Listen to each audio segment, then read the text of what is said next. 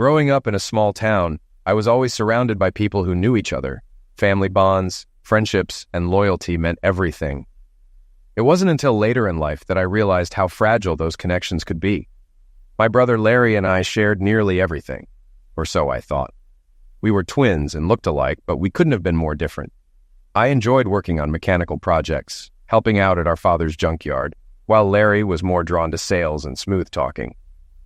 As time passed, though, life revealed the cracks in relationships we had taken for granted. What I didn't see coming was how those small cracks would eventually grow into a wide chasm between us. My life changed significantly when I married Abigail, a strong, successful woman who had her own career in insurance.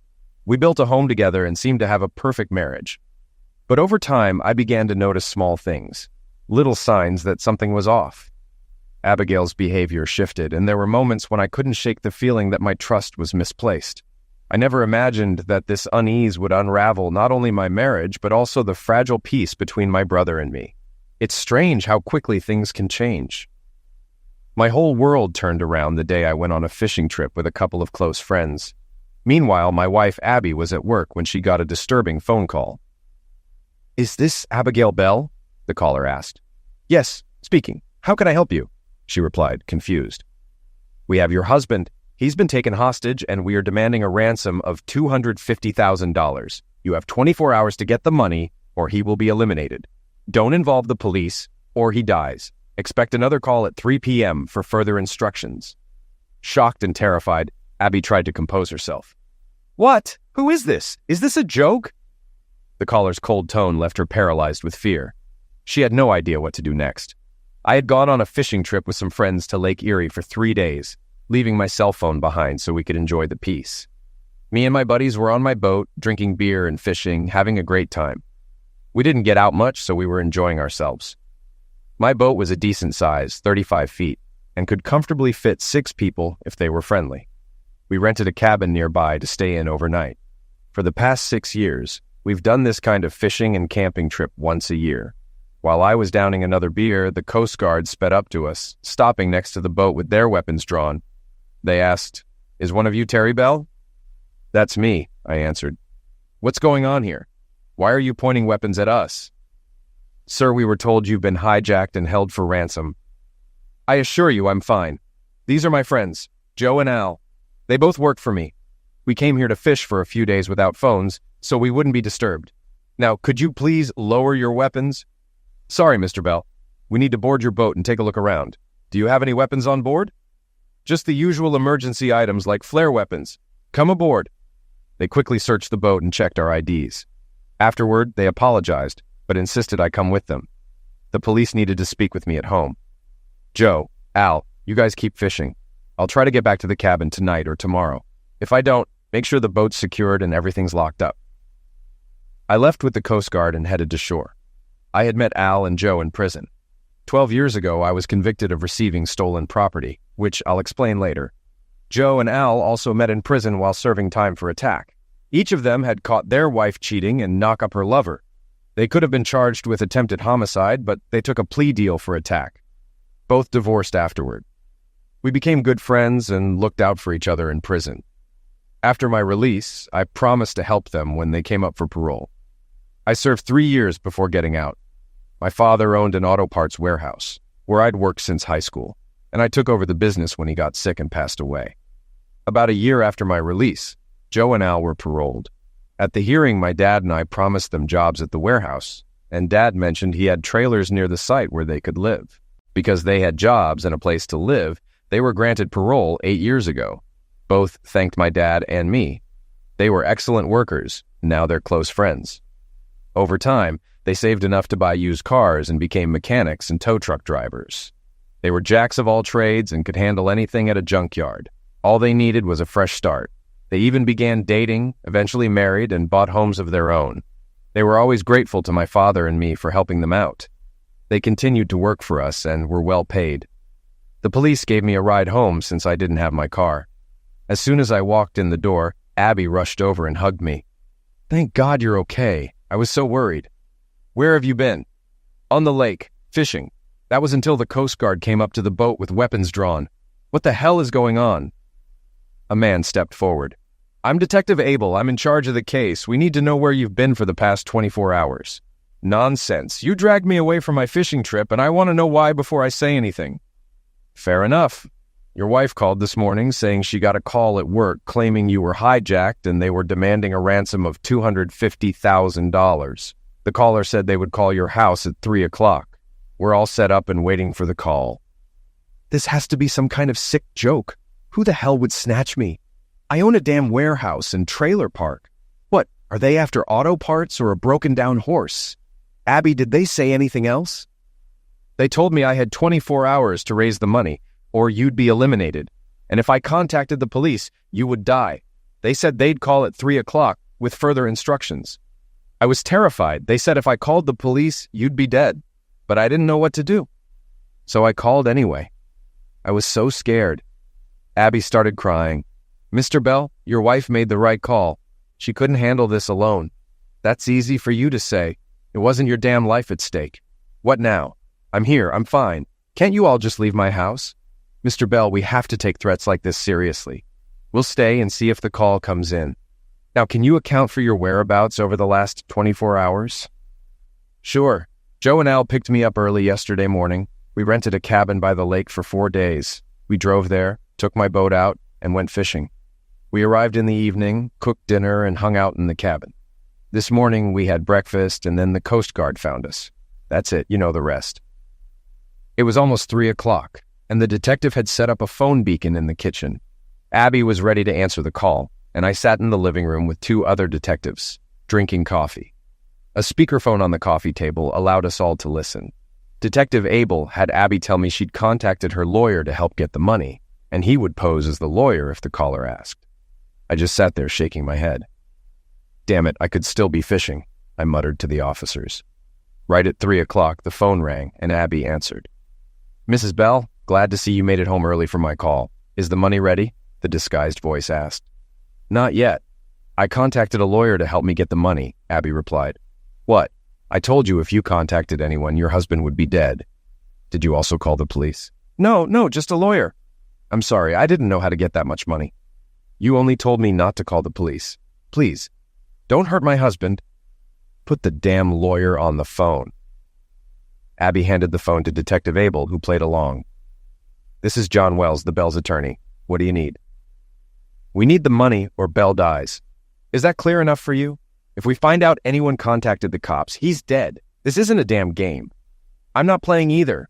Before we give you that kind of money, we need proof you have Mr. Bell and that he's alive. We heard some noise on the other end, then a voice. Abby, it's me, Larry. These masked men grabbed me right after you left the hotel this morning. Please, give them what they want. Then we heard a loud thud, like someone being punched. Damn it, I shouted. That's my loser brother, Larry. What the hell does he mean you were with him this morning? As you can see, sweet Abby, we know you lied to us. Was that your husband in the background? Does he know you've been fooling around with his brother? Looks like we got the wrong Bell. We went to the warehouse yesterday and were told Mr. Bell was on vacation. We stopped by your house and followed you to your hotel. The room was registered to Mr. and Mrs. Bell, so we assumed it was your husband. After you left this morning, we took the wrong Bell.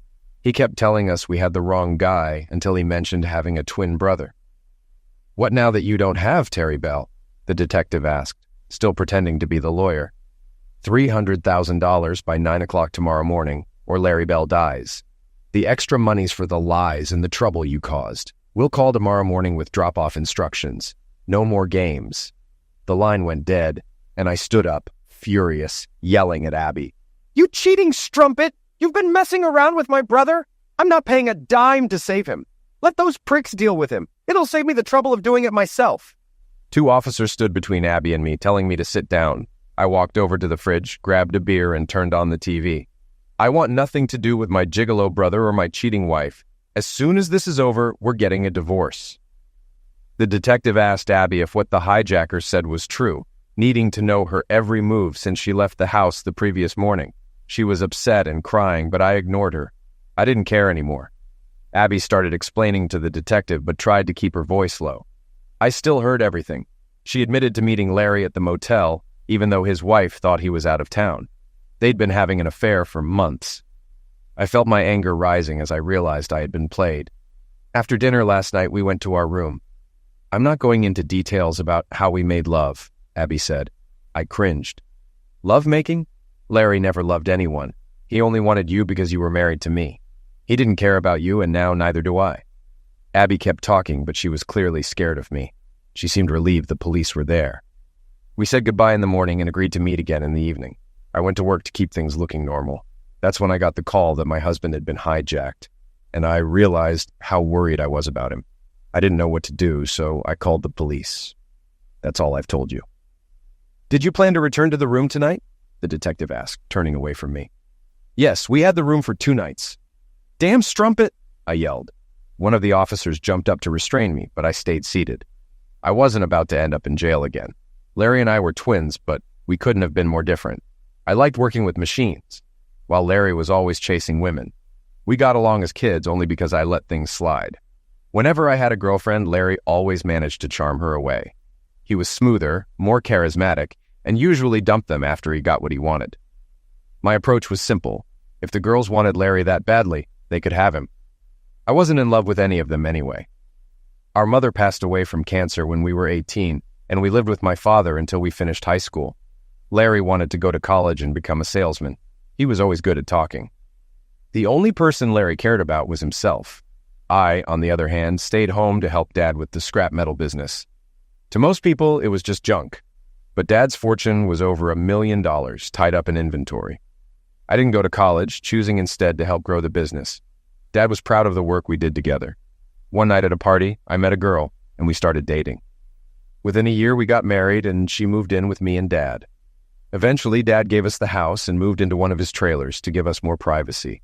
Over the next few years, my wife Beth and I had 2 children, and life was going well, until Larry came home from college. One day, I saw him flirting with Beth, and that was the breaking point. I slapped him hard and warned him, "If you ever come near her again, I'll destroy you." Beth stayed silent. She knew to keep quiet when I was angry. I had never accused her of anything, but I had my suspicions. Neither she nor Larry denied what I said that day. After that, we didn't see much of each other.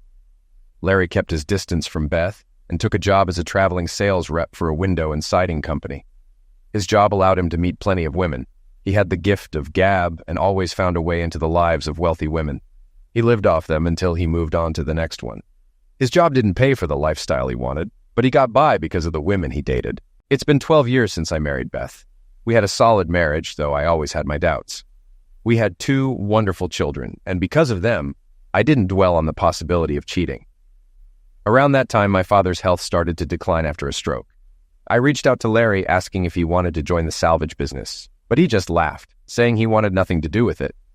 Dad was disappointed, but I assured him I would always be there for him. One day, a man came to us with several cars he wanted to sell. Dad made an under-the-table deal, which wasn't the first time he'd done that to avoid paying extra taxes. Unfortunately, he didn't check the VIN numbers on the cars. A few days later, law enforcement showed up with a search warrant. The man had told the police he'd dumped the cars in our lot, and they were preparing to arrest my dad for receiving stolen property. There was no way I was letting Dad go to jail. I stepped forward to speak with the agents. "Sir, I took those cars. My father had no idea. I was planning to handle the registration, but didn't get the chance. All they needed was someone to arrest, and that someone was me. I was arrested, pleaded guilty, and was sentenced to 5 years in prison. My father was heartbroken and promised he'd do anything for me. I hugged him, and he tearfully apologized. The day I was taken away, I realized my dad wouldn't survive prison. He already had a weak heart, and I couldn't bear the thought of him dying alone in there. Beth left me and filed for divorce 2 months after I went to prison. She said she didn't want to live alone, and of course, she took the kids with her. She soon started dating an insurance agent and married him a few months later. Losing my kids hurt, but I said to hell with her. I kept in touch with my father through letters, and he visited me every month. Several of his cousins helped him run the salvage business while I was locked up. I couldn't do much from prison, but at least Dad trusted his cousins who were a bit younger than him. In prison, I met Al and Joe. They seemed like decent guys. Both of them had caught their wives with lovers and knocked them so badly the men had to be hospitalized. I could relate. I almost did the same to my own brother. I promised them that when they got out on parole, I'd help them however I could. I even talked to my father, and he agreed to hire them when the time came. After serving 3 years of my 5-year sentence, I was released. I was glad to be free and to help my father again.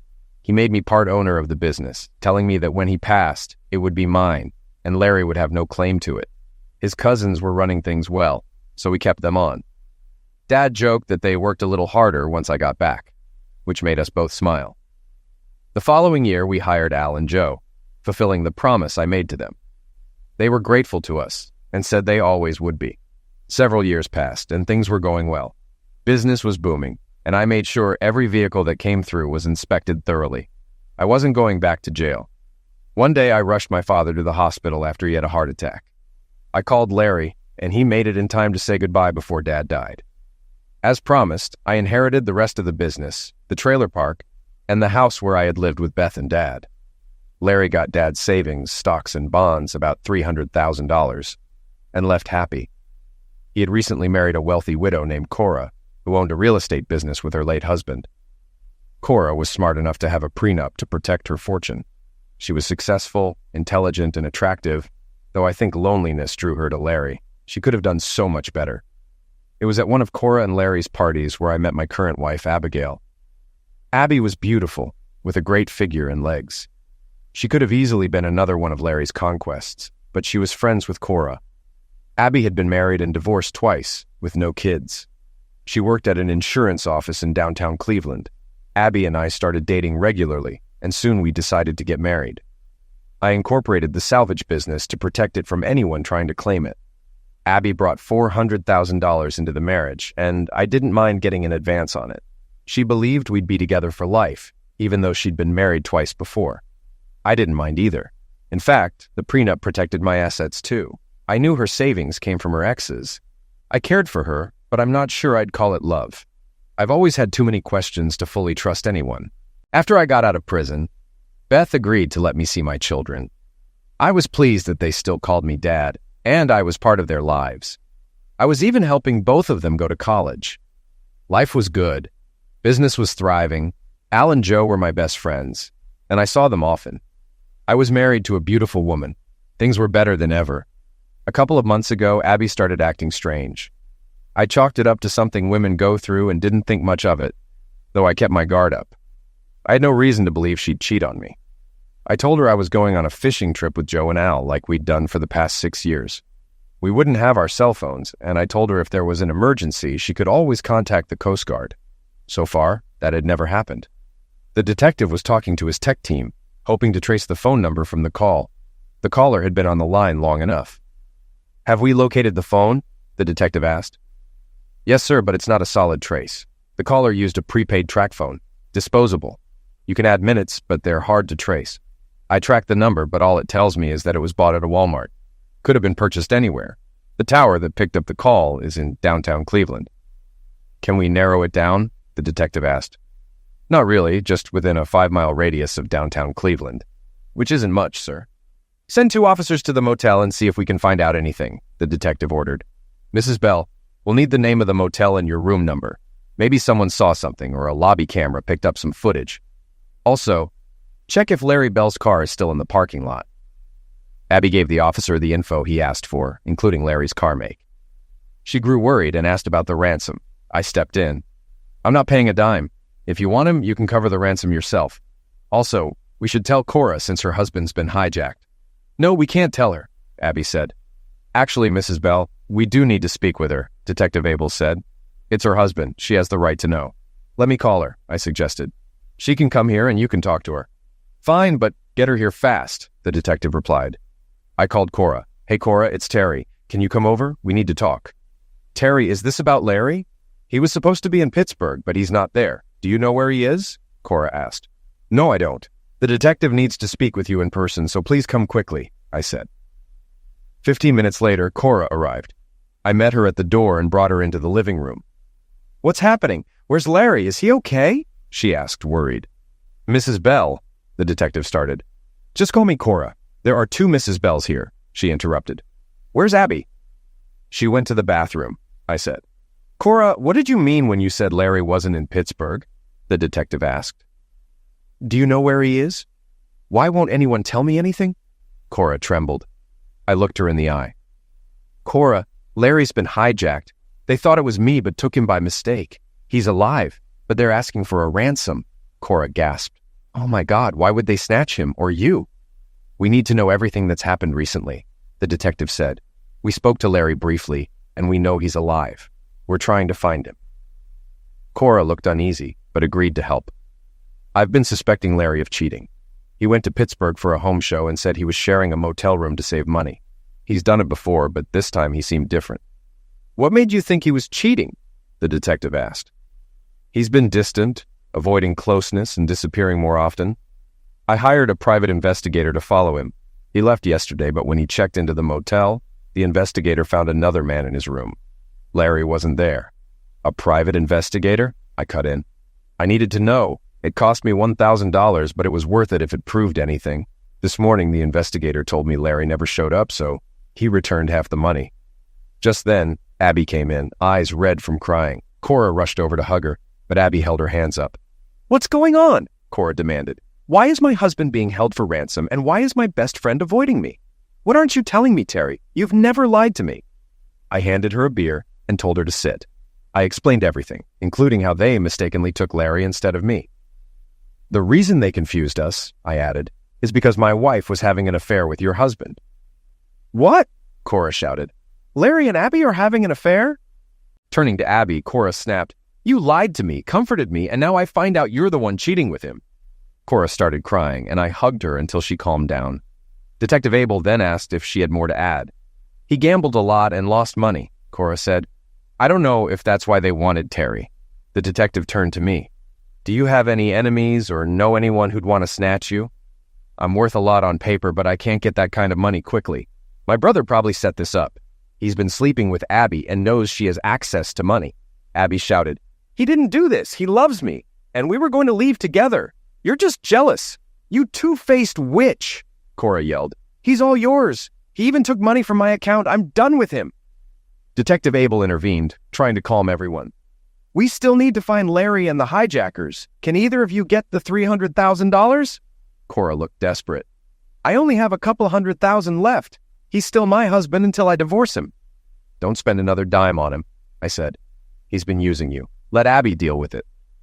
Abby snapped. That would wipe me out. You two don't care at all, do you? I muttered. He cheated on me with you. If you want to save him, do it yourself. Cora, I'll file for divorce before you on Monday. Bring me coffee, I joked. Cora stayed silent, her eyes filled with tears. Detective Abel sent 2 officers with Abby to get the ransom money, nearly all of her savings. When they returned, I stood up. I'm leaving, I said. You can't, the detective replied. Either arrest me or I'm going fishing. Call me if you need me for the funeral, I said coldly. Cora told them she couldn't stay because of Abby and would go to her own house. The detective arranged for a security guard to watch her home and promised to keep her updated. I turned to Abby. I'll stay at the cabin for a few more days. Once you get your lover back, I expect you to move out of my house. It's mine now. Detective Abel didn't know what to do with me. He walked me to my car, reminding me to stay alert since I was supposedly the original target. Thanks, but I doubt it, I said, driving off to the cabin. Later, Al and Joe came back with pizza and beer, and I told them what had happened. The next morning, I went fishing, waving at the Coast Guard, who I suspected were keeping an eye on me. We made sure to make it easy for them, blasting the foghorn when we passed by again. Around 3 a.m., a car pulled into my driveway as Al and Joe were getting out. Al in my car and Joe in his. Detective Abel and 2 other detectives, all in suits, stepped out. You don't look like you're here for camping or fishing, Abel said. Where are your friends headed? I explained. I was going to rent the cabin a few more days. They're picking up their families to stay. We all came in Joe's car and I lent mine to Al. So why are you here? Did you save my wonderful brother? Abel responded, We found your brother. He was shaken up, but he'll be fine. I don't think he was involved in the hijacking. I've known him all my life, and I'm sticking to my theory, I said. Want a Coke or something? A Coke would be nice. Can we look around the cabin? Abel asked. Sure, come in. It's messy from breakfast, but we'll clean before they get back with their wives, I joked. As they came in, Abel filled me in on what happened after I left. The detectives questioned the motel clerk, who said someone asked for the Bell's room, but didn't get a good look at him. Larry and Abby's room had a back exit by the pool. Larry was likely taken through that door. No one saw anything, but Larry's car was still in the parking lot, and most of his stuff, including his wallet, was left behind, minus cash and credit cards. The other detectives joined us, and I brought snacks. Abel continued. The hijackers called at 9 a.m. asking for the lawyer to hand over the ransom. The drop was in a dangerous part of town, so we couldn't let Abby go. So, my wife used her savings to pay the ransom for my brother, her lover? I asked. Yes, but we usually get the money back 80% of the time, Abel replied. So, Larry's safe, but you lost the money, I said. Yes, we lost track of the money. The hijackers had a well-planned operation. You mentioned they, so it was more than one person? According to your brother, after Abby left the motel, 2 masked men knocked him down, injected him with something, and he woke up in a dark, windowless room. He had water but no food and was lying on an old mattress. I know you think he set this up, but I can't see him doing this to himself, Abel explained. Detective Abel continued. Larry was told to bring a suitcase of money to an abandoned shopping center. The area looked like a war zone. There was an old green Chevy in a garage. Larry had to place the suitcase in the trunk, take the key, and leave. The hijackers said they had another key and would call with Larry's location after checking the money. When Larry protested, they threatened to eliminate him if the money wasn't delivered by 10 o'clock. We didn't like it, but we agreed and planned to watch the car. Jim and Bob hid nearby with binoculars, keeping an eye on the building and car. We waited until noon, but no one showed up. I was worried something went wrong, but the tracker showed the suitcase was still in the car. Then Mrs. Bell got a call with Larry's location. He was 2 houses down, locked in an old loan office or vault. The lock was welded shut, so Jim had to break it with a sledgehammer. We found Larry in his underwear, dehydrated and using a bucket for a toilet.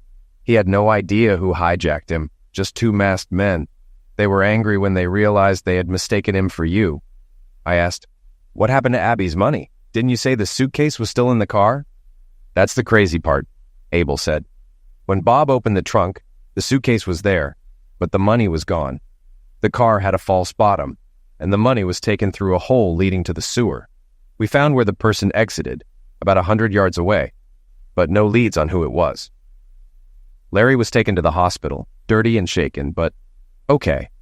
I followed your wife there. Jim and Bob stayed at the scene but found no clues. We had the Chevy towed for inspection, but I doubt we'll find anything. Did you tell Cora? I asked. Yes, she thanked us, but told Larry she's filing for divorce. She was glad he was safe, but that was the end for her, Abel replied. The detectives stood up to leave, and I thanked them for the update. I wanted nothing to do with my brother. The best thing he could do was stay away from me. Before leaving, Abel asked if I had any idea who might have tried to snatch me. Detective, I run a scrap metal recycling center. I was with my best friends, and my cousins were running the warehouse. Abby might have hired someone, but what would she gain? I bought her everything she wanted. My brother, though, he's always after money. My bet is still on him. Some time passed before Al and Joe arrived with their families. Everyone seemed happy, though things were a little awkward because they knew about Abby. She had never been close with any of them. I told the guys I was feeling a bit down and planned to stay at a motel for a couple of days. I encouraged them to enjoy the cabin and my boat, and I trusted them completely with everything I owned. They were true friends. I promised to be back in 2 days to dock the boat and close up the cabin. I told them to enjoy their vacation, and I'd see them at work on Monday. I figured some peace and quiet would do me good, giving me time to think about my next steps. I called Cora and invited her to dinner the next day, and she agreed. I met Cora the following day. She looked beautiful but sad, dressed in her usual business attire since she worked in real estate. We met at Red Lobster, arriving separately. Why did you want to have dinner, Terry? She asked. The last few days have been rough, and I thought we could both use a friend. So, did you see my a-hole brother yesterday? Yeah, I got there just after Abby left, she said. I can't believe a friend would do that to me. I never want to see her again. Larry tried to apologize, but I told him to go to hell. That was it for me. First he steals from me, then he cheats on me with Abby. I told him I'm filing for divorce on Monday, and if he fights it, I'll press theft charges for forging my name and taking money from my savings. God, I can't believe I ever married him. I feel like such an idiot for staying with him, she added. He's always been a smooth talker. I hoped he'd changed when he married you, but clearly he hasn't. I'm seeing a lawyer on Monday, too. If you want to come with me, that's fine, I said. She smiled. Your brother may be a talker, but you've always been a kind man, willing to help anyone. Larry has always been jealous of you, but You probably knew that already. What did he say about the hijacking? Did he admit to setting it up? I asked. Cora chuckled. He claimed he had nothing to do with it. He said they were after you but didn't know why. They were furious when they realized they had the wrong bell. I'm still confused about all of this. Is there something you're not telling me? I asked. Let's leave it at that for now, she replied. Talking about Larry makes me sick. How about we go see a lawyer together? Maybe grab lunch afterward? I said softly. Cora, I've always cared about you. It's a shame I picked the wrong brother, but I didn't know you then. We each have to deal with our divorces now. Some might even think we faked the hijacking to be together, she laughed. But that doesn't mean we can't have dinner or lunch once in a while. I loved spending time with her. She was kind, genuine, and easy to talk to. I had thought about her many times, but never admitted my feelings. We were both married and respected our vows. After the divorces, I hoped things would change. When I returned to the cabin on Sunday, Al and Joe, or maybe their wives, had already cleaned up. They thanked me repeatedly for letting them use the boat. I told them they could use it any time. The wives even gave me hugs. Al and Joe had already returned the boat, tied it up, and locked everything. I said goodbye to Joe and his family, telling them I'd see them tomorrow, though I'd be late because I had to stop by the lawyer's office. I gave Al and his family a ride home since they didn't have a car with them. On Sunday evening, I called Abby from the motel and told her, I hope you're packing because I'll be home Monday after work and you'd better be gone or you'll regret it. It was a threat, but I didn't care. I wasn't sure I'd actually do anything, but I was definitely going to throw her out. She wanted to talk about money and divorce. I told her, it's all in the prenup. You'll get what you came in with and the house, and almost everything in it stays with me. When she said most of her money was gone because she gave it to Larry, I replied, you can thank my brother for that. Talk to him. Maybe he can return some of the money. She got angry. You're a horrible, pathetic person. You would let your brother die. I cut her off. I didn't do anything. If he hadn't been fooling around with my wife, I might have helped him. Anyway, I'm seeing a lawyer on Monday. You'll be served with divorce papers later this week. I suggest you sign them. After I returned from the lawyer's office on Monday, I got a call from Cora at work. Larry stopped by my office to pick up his things from the house. He had a small trailer, and I told him he better take only what belonged to him. He tried to apologize again, but I told him to just leave. I'll be mailing the divorce papers to his company's office in Youngstown. As he was leaving, she continued, I saw Abby in a car following Larry. I think she rented a truck. My idiot brother helped her move her stuff. Cora told me she had scared Larry by telling him, I had dinner with Terry on Saturday, and he said if he ever saw you again, you'd be a dead man. I never said that, but Cora told me it scared the hell out of Larry, she added. Cora told me she also informed Detective Abel that she had canceled all of Larry's credit cards, both those in his name and the ones they shared. She was done paying his bills and mentioned that Abel was keeping an eye out for any activity on the stolen cards. The case wouldn't be closed until the hijackers were caught and hopefully the money recovered. Since Larry had been found, the case had been put on the back burner. Work slowly returned to normal. Cora and I started having dinner at least twice a week. We both filed for divorce, and the lawyers said it would take about 90 days.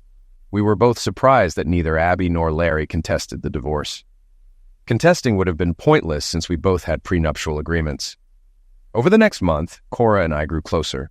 She confided in me about things she hadn't shared before. A few months earlier, Larry had traveled to Las Vegas and forged her name to withdraw over $100,000. She only found out when she saw a bank statement, right as Larry was supposed to be on a 2-day trip to Pittsburgh. At first, she just wanted to confront him. But then she wanted to know why he had done it. She suspected the money went to cover gambling debts and wondered if he had another woman. Cora asked me to check on Abby and Larry's schedules, and it turned out they'd both been out of town that weekend.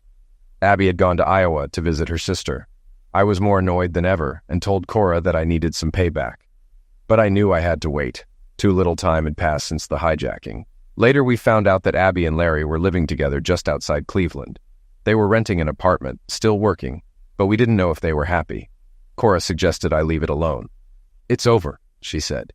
Cora mentioned that Larry thought I was a fool for going to jail to protect my father. There's no way he would have done that, she said. Cora told me she thought it was a beautiful and heroic act to protect my sick father. I realized I was falling in love with her. I loved being around her, and she made me feel at home. I asked, Cora, when our divorces are final, would you marry me? We hadn't even made love yet, but I meant it, I confessed. Terry, are you sure you want to do this? I'm probably not the best lover, considering my husband wants another woman, she replied, but she smiled and didn't say no. Our divorces will be finalized next month, I said. Let's celebrate, spend the night together, and then you can decide. I already know how I feel, I told her. I had no doubt about my feelings. Being around her made me happy. A month later, we both received our divorce papers in the same week. Cora said she wanted to get away for the weekend with me. I decided to take her to Pittsburgh and booked us a stay at the Sheraton Inn, a great spot to explore the city. We left on Friday, driving through Youngstown, crossing the Ohio River into West Virginia, and then reaching Pittsburgh, Pennsylvania. I stopped in Youngstown for gas and used my credit card. Then I made a large deposit in the overnight box at Chase Bank, telling Cora, I meant to deposit this before leaving, but since it's the same bank, I'll drop it off here. It's too much money to carry around. We had dinner at the Sheraton, and it was wonderful to be with her. After dinner and a few drinks, we went up to the room and made love. The next morning, we explored the city, visiting the Carnegie Institute, a museum. Later, we decided to catch a baseball game. We weren't Pirates fans, being from Cleveland, but we acted like kids and had a blast. We went out for dinner again, then returned to the hotel for cocktails and some dancing. It was just nice being together. I couldn't believe my brother had cheated on a woman like Cora. She was beautiful, fun, wonderful, and a great lover, everything I could want in a girlfriend or wife. The next day, we headed back to Cleveland, passing through Steubenville and a few small Amish towns. We stopped to do some shopping and sightseeing along the way. I dropped Cora off at her house and told her I'd like to see her Monday after work. On Monday, she cooked us dinner. She was an amazing cook, too. After we finished eating, there was a knock at the door. Cora answered it. It was Detective Abel. Mrs. Bell, may I come in? I have a few questions for you. Of course, come in, she said. Terry, Detective Abel is here, she called. I walked into the room, and Abel looked a little surprised to see me. Before you say anything, I started. Cora and I have been seeing each other. This only started after we both found out about our exes cheating. You're both adults. What you do is your business, Abel said. I have a few questions about the credit cards you canceled that were stolen. Do you still have a list? Yes, it's in the desk. I'll get it, Cora replied. She handed the list to Detective Abel. What's this about? Cora asked. I noticed you canceled the Chase card you both used. Is that right? Yes, why? She asked. Your husband had another Chase card he used last Friday at a gas station in Youngstown. Larry was at his corporate office in Youngstown on Friday. He said he didn't use that card and that it was stolen. I only canceled the cards I had duplicates of. I didn't know he had another Chase card, Cora explained. Was my name on that card? No, Abel said. He claimed it was his alone. He ordered a new card but hadn't used it. So, what do you want from me? I just need to confirm the cards you canceled. That's all you can do, Cora said.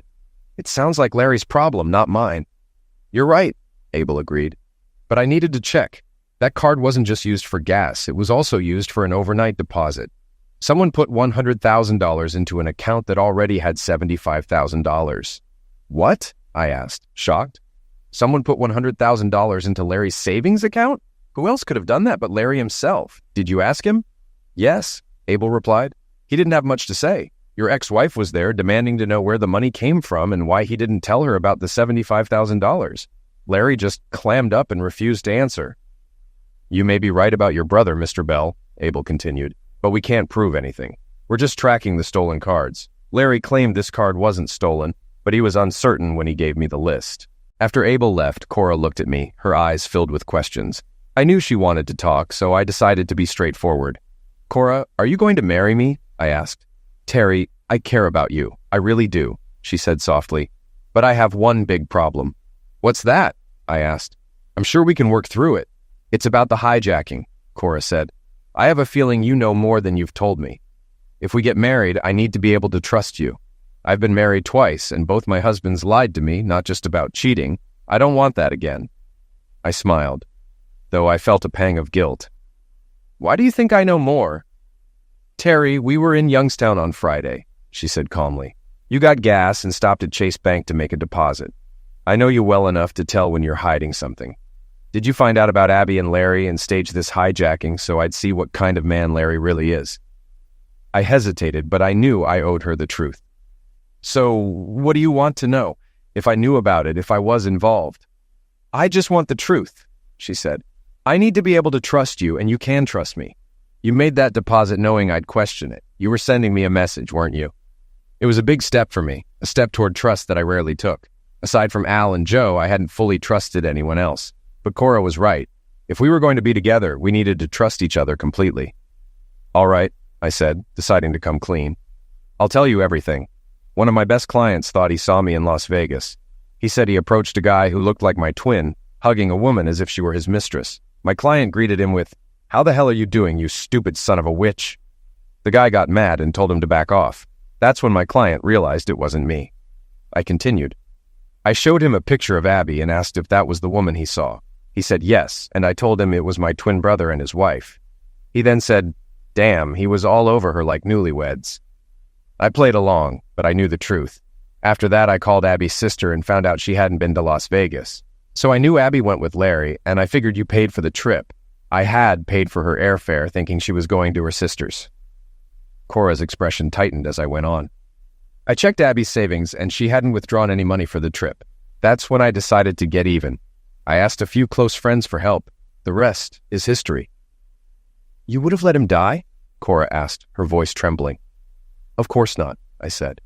But I wanted him to suffer. I can't stand him, but he's still my brother. I just hoped you wouldn't help bail him out. I was surprised Abby gave the money, but I'm sure she thought she'd get it back once the hijackers were caught. Why did you give Larry money on Friday? She asked, still processing. I got rid of all his cards except for the one in his name after you mentioned you'd canceled the rest. I checked the balance. It was $75,000, likely what he took from you. I used it to buy gas so Detective Abel would know the card had been used. Then I deposited the money into his account. Larry's so greedy he'd never admit someone else put that money there, and I knew it would create doubt between him and Abby. She'll always wonder if it's her money. I laughed bitterly. There's no way he can explain that kind of cash. Cora stared at me, her expression unreadable. What did you do with the rest of the money? I didn't need any of it. I bought stock in my company for the two friends who helped me. $50,000 each. They now own about 4% of the company. I told them to hold on to it for now.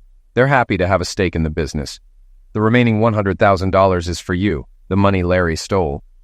I thought you could put it in the real estate account. Cora didn't know what to say. I had essentially hijacked her husband for her benefit, told her the truth, and didn't take any money for myself. She knew I did it to get back at both Abby and Larry, but I had also helped her. Well, that's everything, I said. It's up to you whether you trust me. I love you, Cora, and I want you in my life, and I promise not to lie to you. Cora looked at me for a long time, then kissed me softly. She took my hand, led me to the bedroom, and we made love. We decided to rent a cabin and have a small private wedding. It was a beautiful setting by the lake, with nature's calm all around us. Al, Joe, their families, and the rest of my staff were there. Cora's parents attended, and I finally met her sister and a few other relatives. Some of her real estate employees were also there. It was too cold to swim, but everyone enjoyed a boat ride, and we all appreciated the peaceful surroundings. No one mentioned Abby or Larry, and nothing was said about the hijacking, but I saw Cora hugging Al and Joe, realizing who my true friends were. The wedding was filled with food, music, and the warmth of family and friends. Cora's parents were surprised by how much I looked like Larry, but she quickly explained that he was my twin. After everyone left, Cora and I took a moonlit boat ride, just the two of us. It was peaceful, romantic, and the perfect way to begin our new life together. We spent 4 days at the cabin, fishing and simply enjoying each other's company. There were no distractions or drama, and it felt like we were finally free from the complications of the past. Cora and I had a business arrangement for our future. I owned my parts warehouse, and she owned her real estate business. Everything else we shared. We decided to sell both our houses and bought a condo together for a fresh start. It was wonderful coming home to her. Sometimes we went out for dinner, other times we stayed in. Cora bonded quickly with Al and Joe's wives, who became her best friends. Since Cora couldn't have children, we often watched their kids.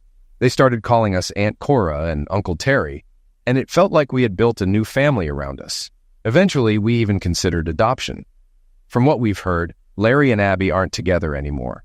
Larry apparently moved out of state, which suited me fine. Cora mentioned seeing Abby a few times during business trips. She's gained weight and is seeing someone at her insurance firm, Cora said, but they never spoke. Abby would just shake her head whenever she saw Cora. We never heard back from Detective Abel, so I assumed the hijacking case is closed. I didn't care anymore. I had moved on. Cora and I were happy, and nothing else mattered. Our business was thriving, and the friends who helped with the hijacking were now part owners of the company, strengthening our bond. Life was good. Cora and I made a great team, both in life and in business.